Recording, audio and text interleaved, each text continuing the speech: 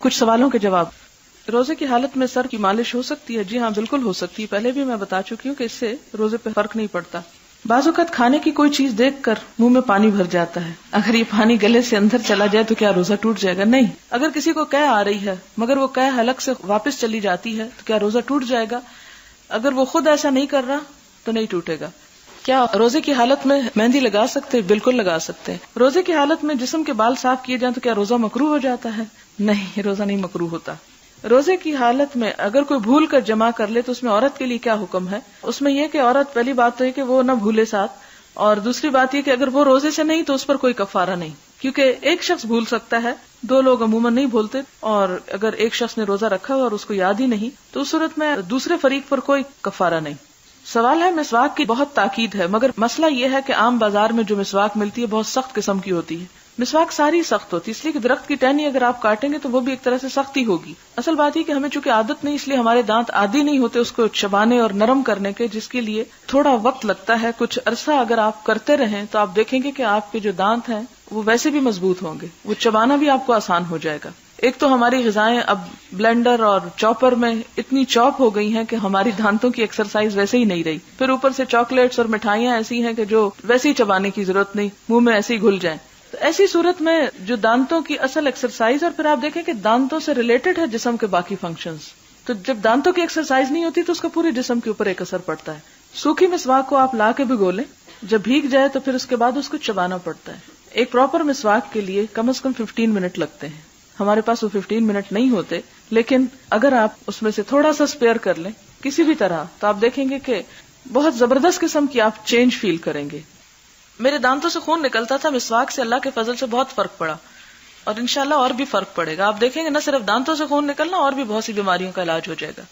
باب 334 میں آیا کہ حضور روزے میں صبح اور شام ہر وقت مسواک کرتے، تو کیا ہم مسواک کی جگہ ٹوتھ پیسٹ استعمال کر سکتے ہیں؟ روزے کی حالت میں آپ نہ کیجیے.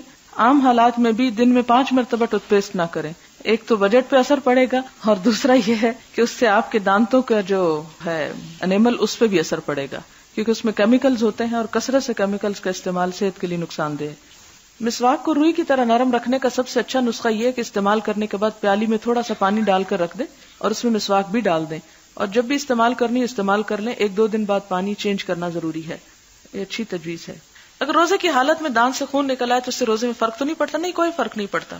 اگلا سوال ہے اگر کوئی ایک روزہ توڑے تو اس کے بدلے 2 ماہ مسلسل روزے رکھنے ہیں، اگر درمیان میں چھوڑ دیا تو پھر 2 ماہ مسلسل. عورتیں 2 ماہ مسلسل کیسے رکھ سکتی ہیں؟ واقعی نہیں رکھ سکتی، موج ہو گئی آپ کی. اتنے دن بیچ میں آپ گیپ دے دیں، اور اس کے بعد جس دن آپ نہائیں پھر اسی طرح شروع کر لیں جیسے رمضان میں آپ شروع کرتے ہیں. اگر یہ سزا یاد ہو تو کوئی شخص بھی ایسی حرکت جان بوجھ کے نہ کرے. انہوں نے بھی یہ لکھا کہ جب میں کلاس 10th میں تھی، اسلام میں اس وقت میں بہت کمزور تھی تو اکثر روزہ توڑ دیتی، اور بھوک لگی ہوتی تھی تو کھانا کھا لیتی، اور مجھے بہت خوف محسوس ہو رہا ہے. آپ مجھے بتائیں کہ استغفار کرنے سے میرا یہ گناہ معاف ہو جائے گا؟ جی ہاں، اندازے سے اس کی قضا رکھ لیں اور ساتھ استغفار کریں. جب انسان کو علم نہیں تو پھر اس کی جو کفارہ ہے وہ استغفار ہی ہے. میرے بچے لندن جا رہے ہیں، صبح 10 بجے روانگی. اگر وہ روزہ رکھ کر روانہ ہو تو افطار کب کریں؟ پاکستان کے وقت کے مطابق دوران پرواز، یا لندن پہنچ کر وہاں کے وقت کے مطابق؟ وہاں پہنچ کر وہاں کے وقت کے مطابق، جب وہ سورج کو غروب ہوتا دیکھ لیں، یعنی سورج غروب ہونے کے بعد، کیونکہ نمازیں بھی اسی طرح ادا ہوتی ہیں. تو اس صورت میں یہ ہے کہ وہ روزہ نہ ہی رکھیں، کیونکہ یہاں سے جب اس طرف کی پرواز ہوگی تو میرا خیال ہے کافی طویل ہوگی، مشکل پیش آئے گی.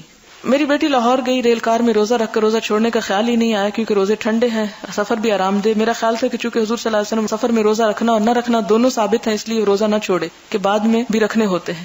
مگر میرے میاں کا خیال ہے کہ روزہ چھوڑنا سفر میں مستحب ہے، اس حدیث کے حوالے سے کہ ایک نوجوان شخص نے حضور سے کہا میں روزہ رکھ کر سفر کی استطاعت رکھتا ہوں. اس پر آپ نے کہا اگر تم روزہ چھوڑ دو تو تمہارے لیے بہتر ہے. اس کی وجہ یہ ہوگی کہ سفر بہت شدید ہوگا، ورنہ بعض سفر ایسے بھی ہیں کہ جس میں صحابہ کرام آپ کے ساتھ تھے اور انہوں نے روزہ نہیں رکھا ہوا تھا یا رکھا ہوا بھی تھا.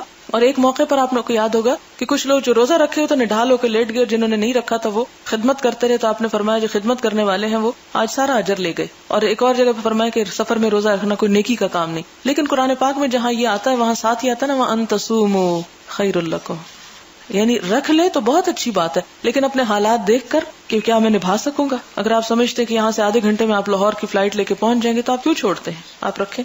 اگلا سوال ہے، ایک جوان شخص اتنا بیمار ہے کہ وہ روزہ باوجود کوشش کے نہیں رکھ سکتا اور وہ غریب بھی بہت ہے، بمشکل اپنے بچوں کو کھلا پلا سکتا ہے، اس کے لیے کیا حکم ہے؟ اس کے لیے حکم یہ ہے کہ جب وہ صحت مند ہو جائے تو روزہ کی قضا کر لے. یعنی ایک شخص جو جوان ہے، صحت مند ہے، لیکن کسی خاص وجہ سے وہ رمضان میں بیمار ہو گیا ہے، تو وہ کیا کرے؟ رمضان میں روزے نہ رکھے، فعدۃ من ایام اخر، بعد میں پورا کر لے. کیونکہ جو شخص صحت مند ہو اور بیمار ہو جائے، وقتی 1-2 دن کوئی بخار ہو گیا، روزہ نہیں رکھ سکا دوا لینے کی وجہ سے، ایسی صورت میں اس کا فدیہ نہیں ہوگا، اس کو لازماً روزے کی قضا رکھنی ہوگی.